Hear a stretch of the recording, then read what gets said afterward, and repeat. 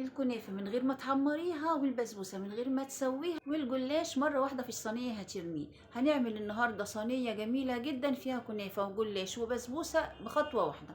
بخطوة واحدة بس هتطلعي أجمل صينية حلويات رمضان، من غير ما تدهني الجلاش ورقة ورقة، ولا تحمري الكنافة، ولا كمان تسوي البسبوسة. هنعمل صينية سهلة وبسيطة هتوفر وقتك ومش هتوقفك فترة كبيرة في المطبخ وانت صايمة. بس النتيجة تحفة جدا وهتعجبك جدا إن شاء الله.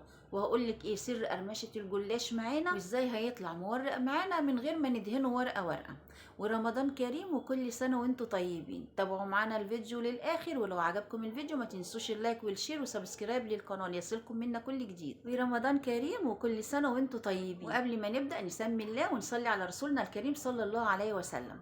صلى الله عليه وسلم. يا حبيبي يا رسول الله، انا جبت 100 جرام من الكنافه. 100 جرام من الكنافه شايلها عندي في الفريزر، بطلعها من الفريزر بفركها بايدي كده بتتكسر معايا زي ما حضراتكم عارفين. طبعا لو جايباها لسه طازه ممكن تضربيها في الكبه. حطيت عليها معلقتين كبار من الفول السوداني المجروش، وطبعا ممكن تحطي اي مكسرات موجوده عندك او اي مكسرات انت بتحبيها.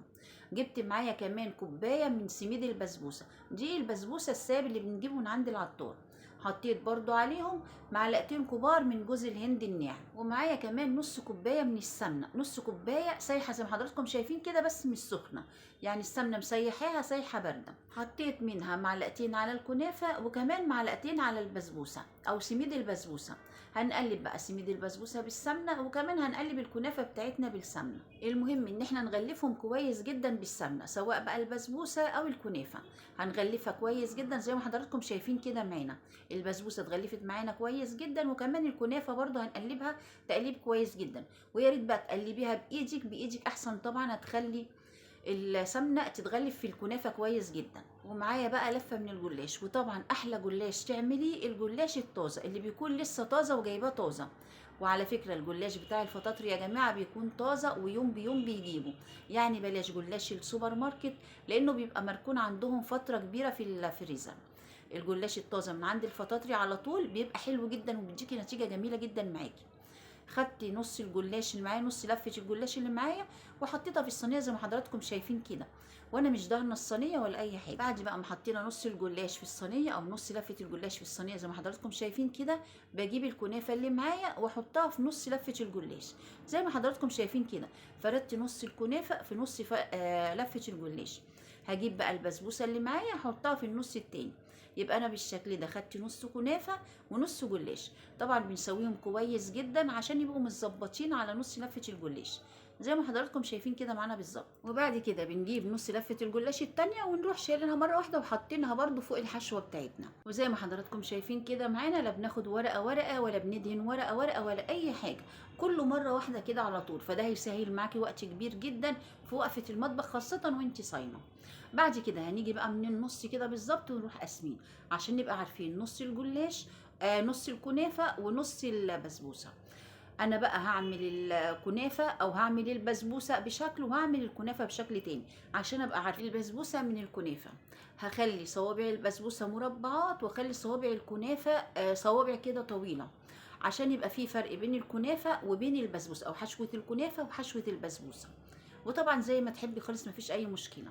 بعد كده بقى هجيب معايا نص كوبايه من السمنه. احنا في الاول خدنا معلقتين من السمنه للكنافه وخدنا معلقتين من السمنه للبسبوسه.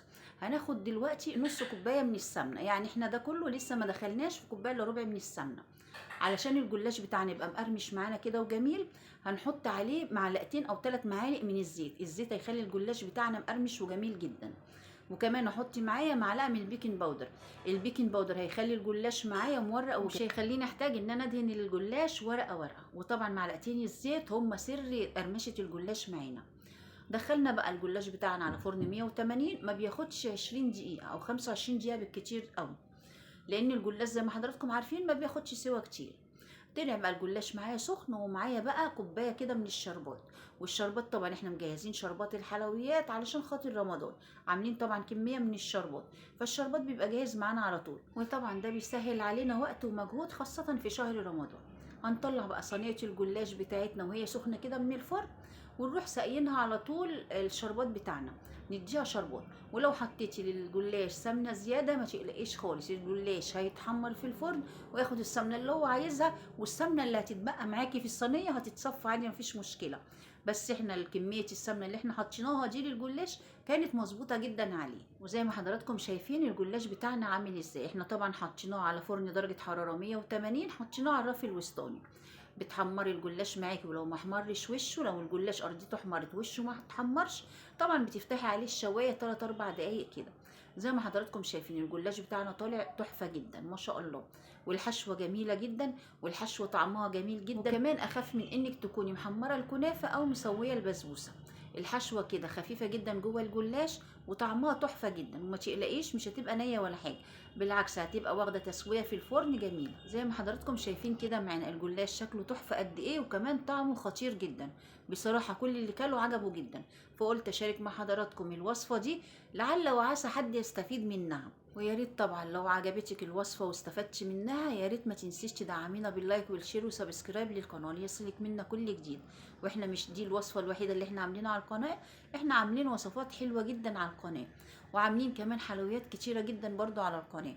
عاملين طرق حلويات جميله جدا للبسبوسه وللجلاش، وحلويات رمضانيه كتيره جدا وجميله جدا. وكمان عامله طريقه جلاش بس جلاش حادق ينفع جدا لسفره رمضان، جلاش سهل وبسيط واقتصادي جدا، من غير لحمه ولا فراخ ولا بيض ولا لبن.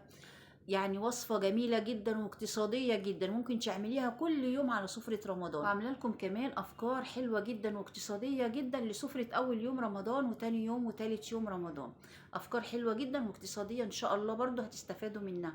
وعامله لكم كمان بسبوسه تحفه، ان شاء الله لو دخلتوا وشفتوها هتقولوا فعلا وداعا لفشل البسبوسه بعد الفيديو ده. يا ريت بقى تدخلي قناتي كده تاخدي لفه حلوه كده فيها وتشوفي فيديوهاتنا وتقولي لي رايك فيها ايه. ويا ريت لو عجبتك ما تنسيش تدعمينا باللايك والشير وسبسكرايب للقناه ليصلكم منا كل جديد. ورمضان كريم وكل سنه وانتم طيبين، والسلام عليكم ورحمه الله وبركاته.